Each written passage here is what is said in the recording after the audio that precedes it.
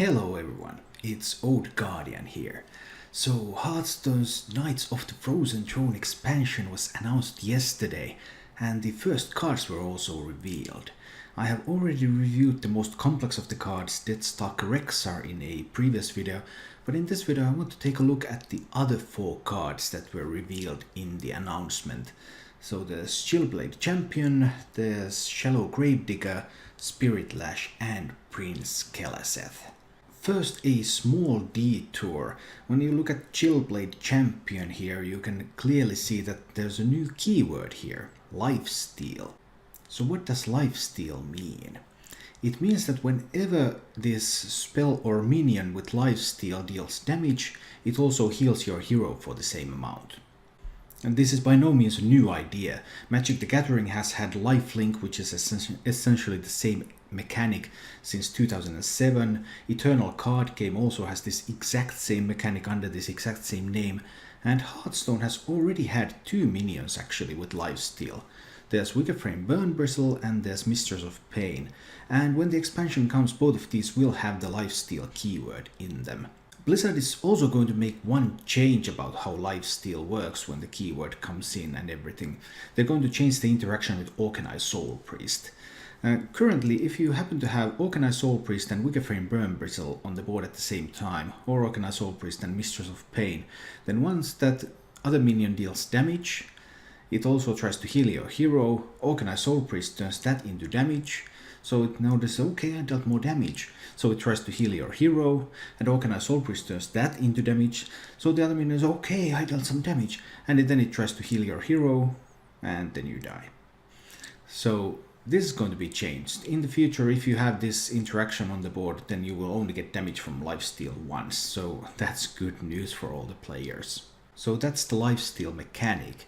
But what about the Chillblade Champion, the card itself?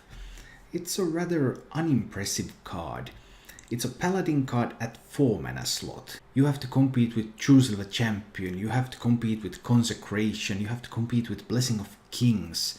I guess you have to compete with Gentle Megazord as well, because paladins are using a lot of Murlocs nowadays.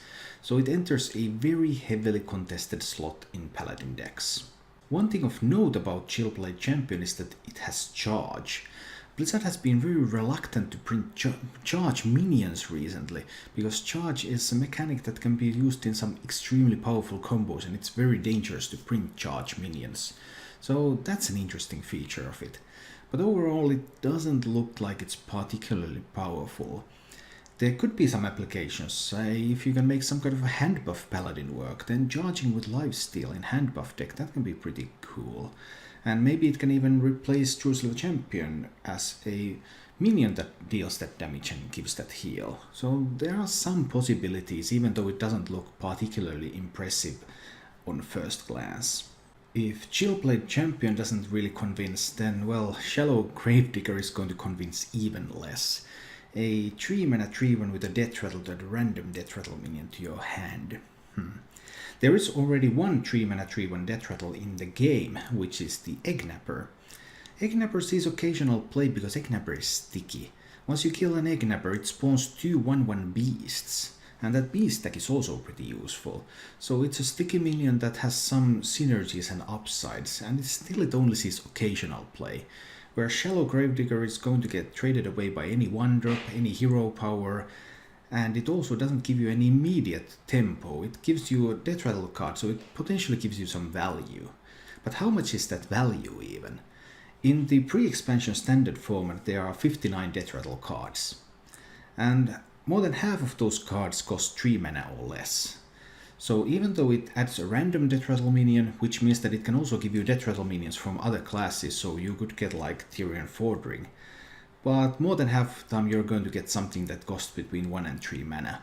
So the death rattle minion this is going to give is not going to be that impressive.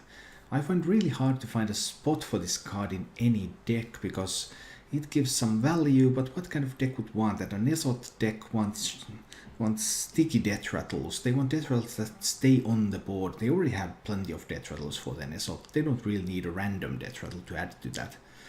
And any kind of tempo deck doesn't want this, because the death rattle minion is going to be in your hand, not on the board. So it's very hard to see this card seeing any play. Then there is Spirit Lash, a priest spell. And a cheap priest AoE spell is pretty interesting, especially when combined with lifesteal. Say there are 8 minions on the board, one of them is your own Light Warden.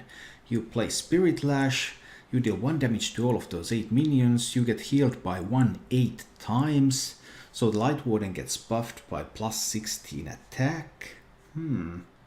There's some interesting stuff over there. Also, it can work with Circle of Healing, Northshire Cleric. Deal 1 damage, then Circle of Healing, grab some cards with the Northshire Cleric. But for that purpose you already have the Wild Pyromancer, so unless you can fit in both in a deck, and maybe you can fit in both in a deck, then it's kind of hard seeing that working. And overall, if you look at defending against aggression, then that 1 damage is most of them just not going to cut it. You would have to be able to buff this with some spell damage minion. And priest decks currently don't really run spell damage minions, so that's kind of an issue.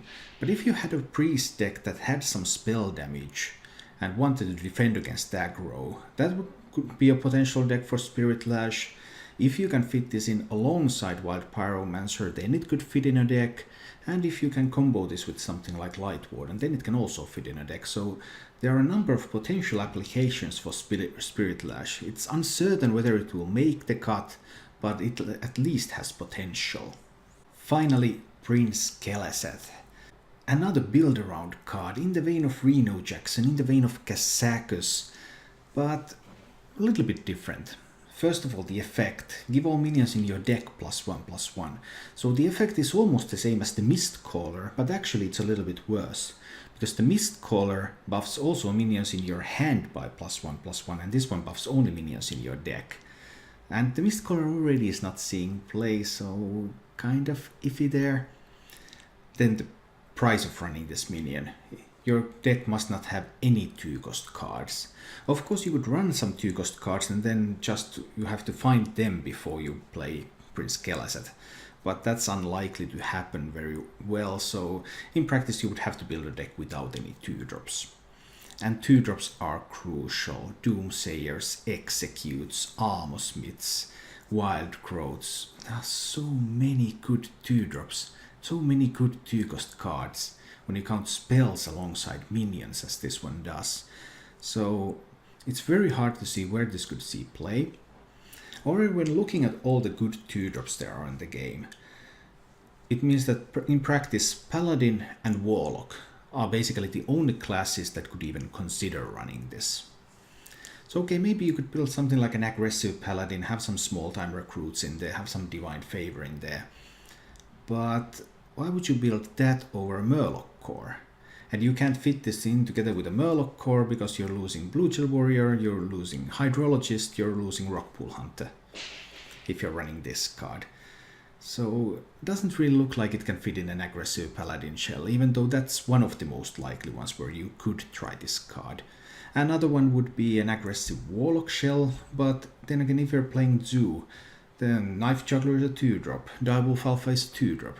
Again, you're giving up on so much in order to run this card, so I have to say that I don't expect Prince Keleseth to see any play. So those are the 4 cards that have been revealed so far alongside Deathstalker Rexa, which is a bit more complicated card, so there's an entire video about that. Go ahead and check that out on my channel if you like. The card reveals start in earnest in around 2 weeks, so once those start rolling, then we will know a lot more about Knights of the Frozen Throne, and I'm really looking forward to that. Thank you for watching. If you enjoyed the show, please click the like button and subscribe to my channel for more.